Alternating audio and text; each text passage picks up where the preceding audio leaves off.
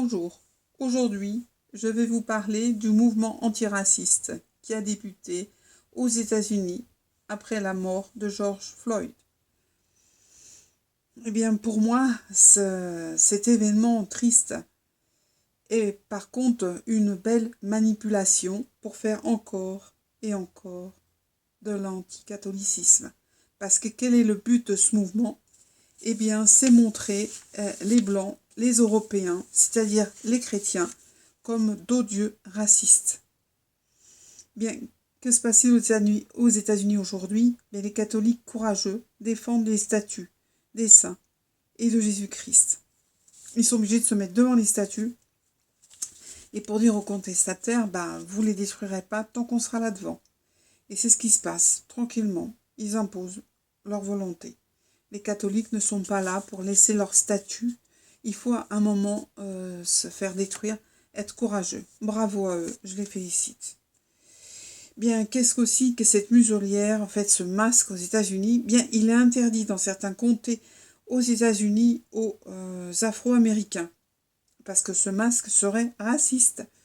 C'est plutôt une muselière et non pas un antiviral, parce que tout le monde sait qu'en fait, le coronavirus, passe à travers ce masque parce qu'il est excessivement petit. Il faut se renseigner, il y a plusieurs vidéos là-dessus qui démontrent que le masque est en fait dangereux, mais il ne préserve pas du tout.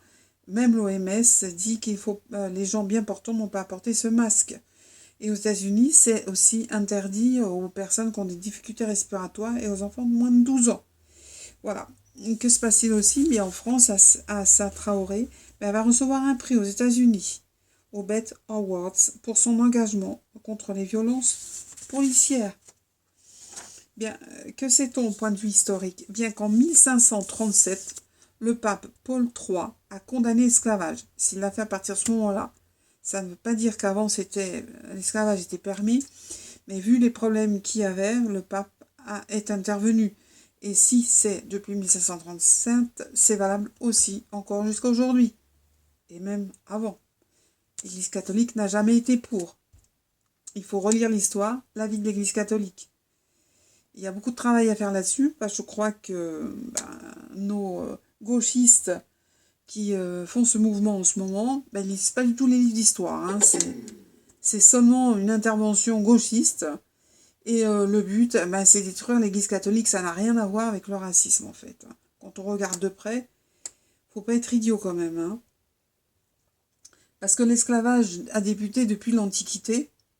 Ça date pas d'aujourd'hui. C'était des Blancs. Fait par l'Empire de Rome. Ensuite, il y en a eu dans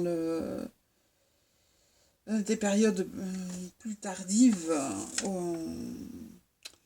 C'était les esclaves des Blancs, des Slaves, et puis après des Turcs, qui étaient vraiment un esclavage antichrétien, encore une fois, pendant 300 ans, fait par les Ottomans.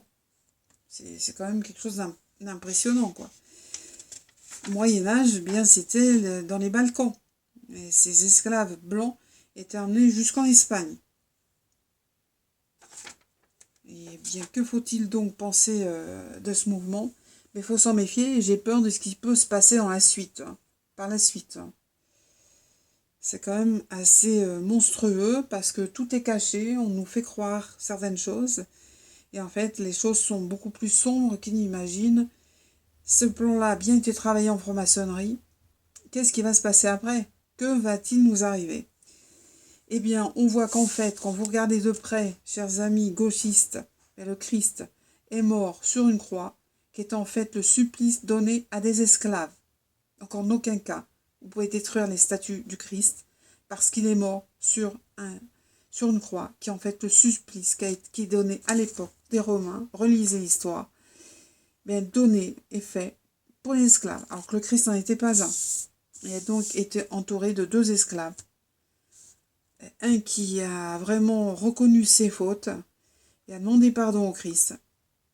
Et bien est allé au paradis parce qu'il a demandé pardon. Mais l'autre, lui, a continué à insulter le Christ et a décidé de lui-même sa mort. À bientôt.